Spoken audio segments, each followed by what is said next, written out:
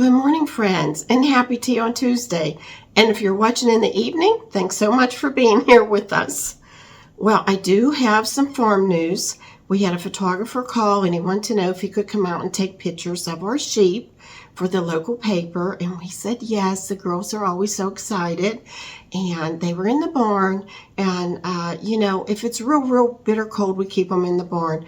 But it's a fine line because, they're very woolly and you can't have them in the barn a lot.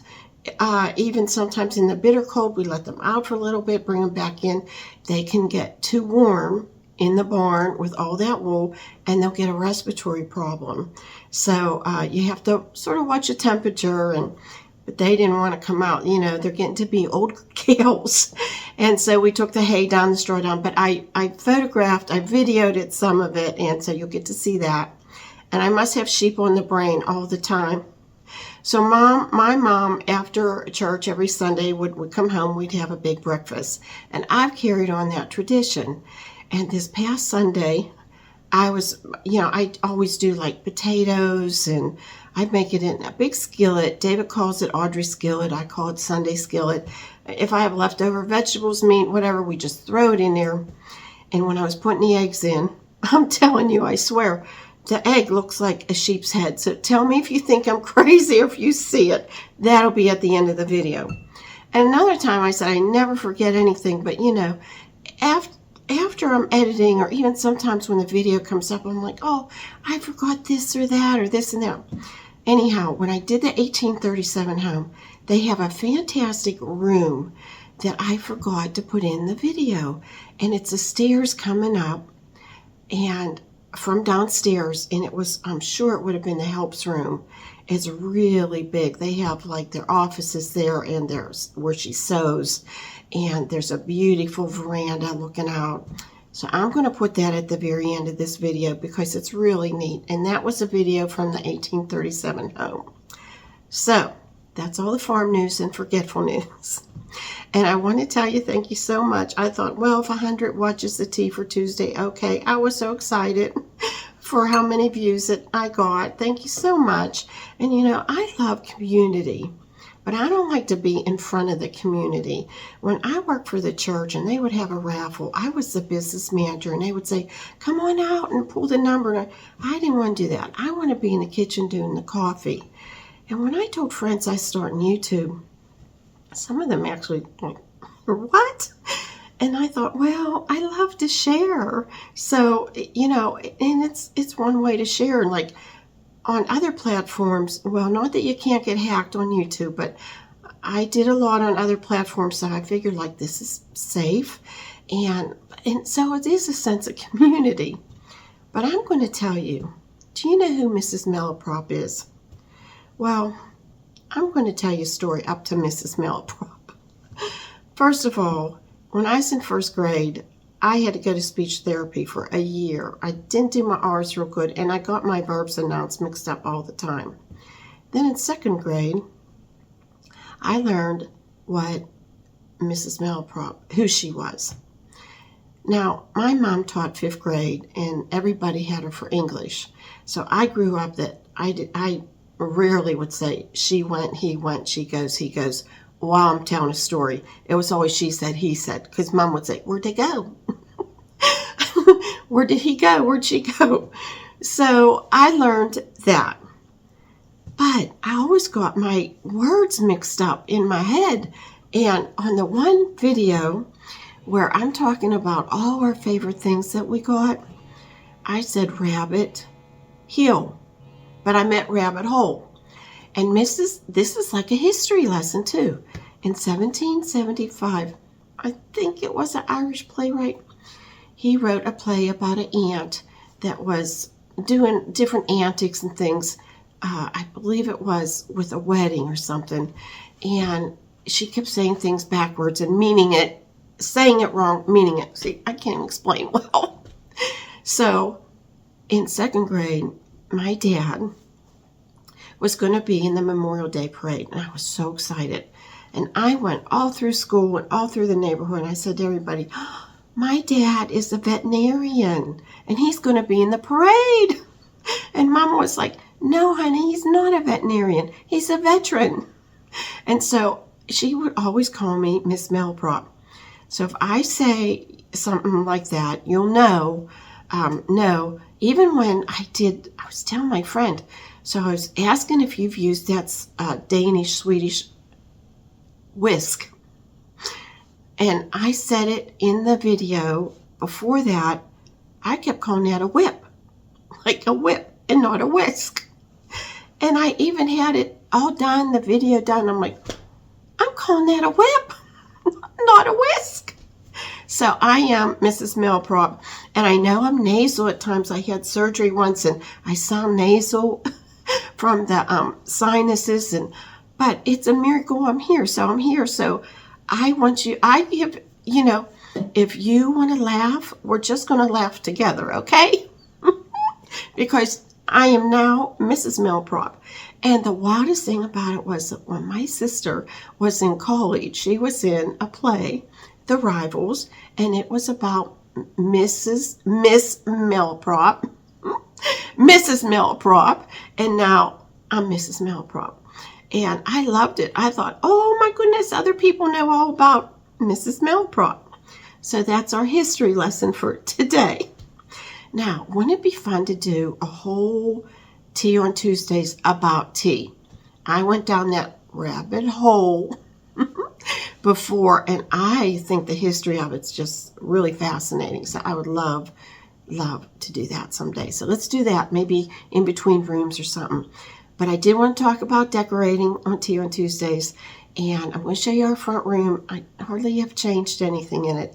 And if I was really thinking, if I really sit back and think about my decorating style, I guess at this point in my life it would be traditional.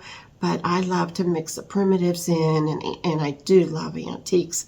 And I do have a few collections, and I love to share them. So I don't know, traditional with antiques.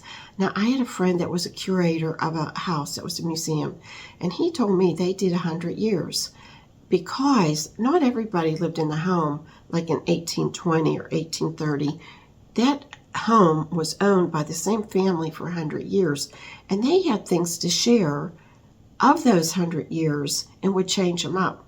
So I like to think my home that I live in is like 1800 to 1900. I like to be a little bit 1820s to 1890s in the Walker house. I like to keep that a little bit more pure.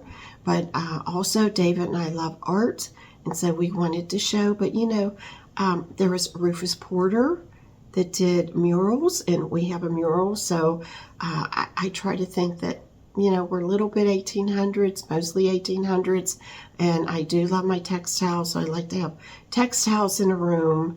I like a table almost in every room. When they had tea, they usually had a side table, and so I think that's, I don't know, I just like tables that we could sit around the table. But I also like upholstered furniture in a room.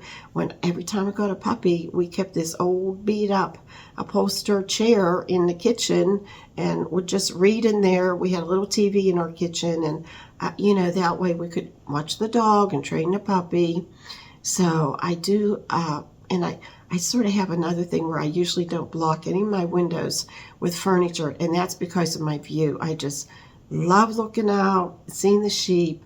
Oh, and the other day I saw a fox. So I'm going to put that at the end of the video. And it's not good. I ran and got my binoculars, and I ran and got my phone, and in the videos like this. But it's a beautiful fox, and I saw the fox this morning too. So we have a fox down. Maybe we'll have a den. I don't know. That's sort of neat. Anyhow, I'm going to turn the camera around. I'm going to talk to you a little bit about what, we're changing and doing. And, let's just discuss some of the things here in this room.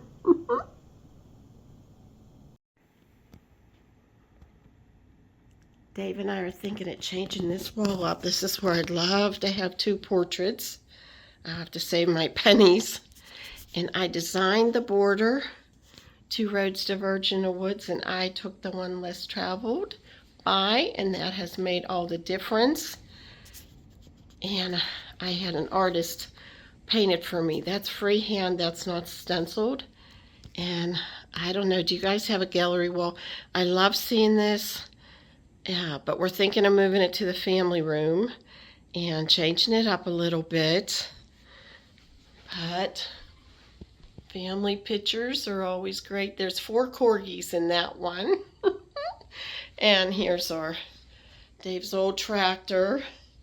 And there's usually sheep in every room, as you might guess. I've had this cupboard in different rooms. And it's a corner cupboard. It's a Pennsylvania corner cupboard. It's from York, Pennsylvania. It's early red paint with a bluish black cornice on top.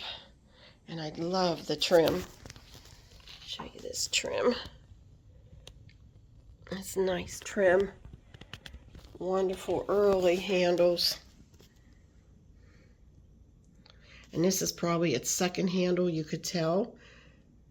There was a lock on it at one time. And here's this one, which is the original. And you can see why I really don't want to put too much ever in front of our windows. I just love the view, the lantern. I've had that on, that casement on and off. And my poinsettia is still beautiful. And of course I got sheep there. And I love candlesticks everywhere because I use them. And a friend, Jeannie, gave me that pillow because she knows I had Suffolks. And I've talked about this pillow before. It was a sweater that David accidentally shrunk, so I made it into a pillow. And Jenny Curry mailed me this. Isn't it so sweet? So yes, I have sheep in every room. I took the greens off, but I just kept this up. The lantern and the horse and the riding helmet. That was our son's helmet that he had saved, so I took it and just decided I'm going to use it for decoration. And this is our mural. And my uncle gave me the picture of Mozart. I love all kinds of music, but I do love classical music too. And I value that picture. And so I made a little vignette here with a violin that's non-playable and like an early 1800 hat. Dave got that at Williamsburg years ago with a little touch of a scarf. And I kept my snowboy up and some mittens. And I have my winter scene there. And this is something new that I did from last year. I grouped all my gray Crocks together. This one I always kept in the kitchen. It's from my hometown Trentham, so I cherish it. And then 3 of them are from a farm that we went to and bought a lot of the things. But David found some of them. He found 2 of them in the foundation underneath the porch. And I've told this story before on, I believe it was this one was right here in the middle was black. And my girlfriend Karen was helping, and all of a sudden she's yelling, voila, voila. And oh my goodness, this beautiful pattern was underneath it. And this one is in really bad shape. And let me show you what we did with it. Okay, so you get black craft paint. I've done this to many things. Just put it on a wet towel, napkin, paper towel, and it looks like it's been there forever. Just, what is this? Craft jet black paint. And I make sure I use matte.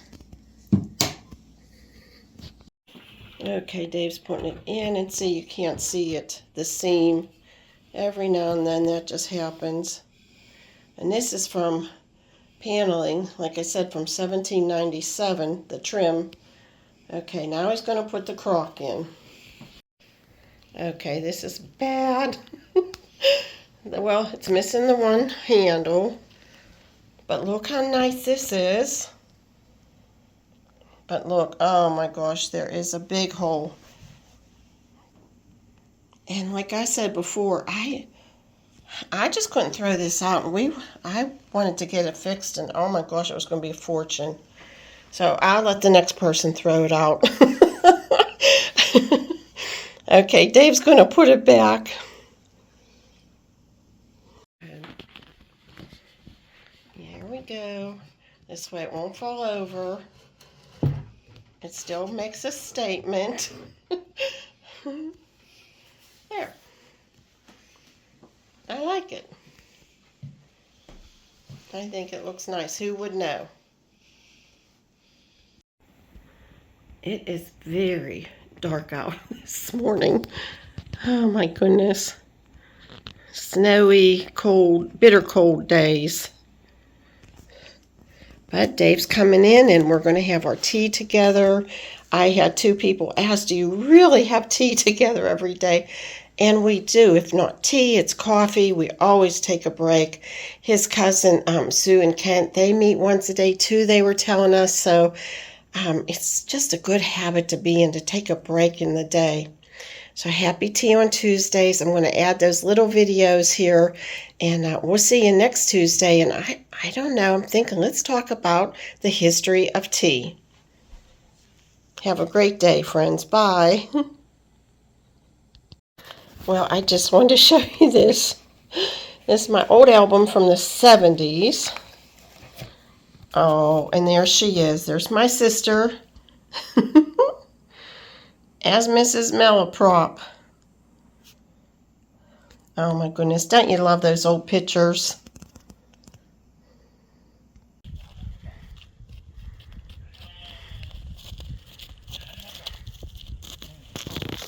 Hello, baby.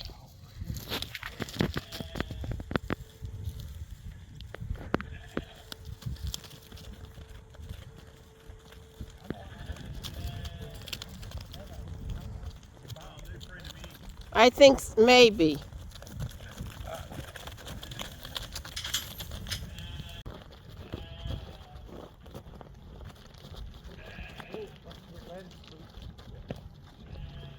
I don't think any one of them will steal it.